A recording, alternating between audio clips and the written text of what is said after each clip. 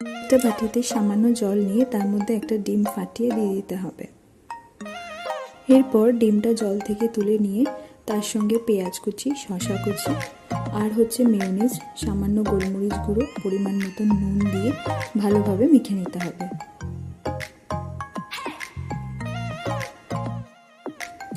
এরপর গ্যাসে কড়াই বসিয়ে সেটা সামান্য গরম করে ঘি দিয়ে, আমি যেহেতু এটা একটু অন্যরকমভাবে করছি সেই জন্য আমি এখানে ঘি ইউজ করেছি, কেউ চাইলে বাটারও ইউজ করতে পারে।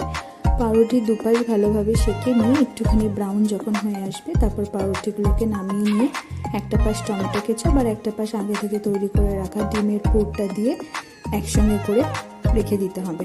তারপর যে যেরকম পছন্দ করে সেই রকমভাবে পিস করে কেটে নিতে হবে।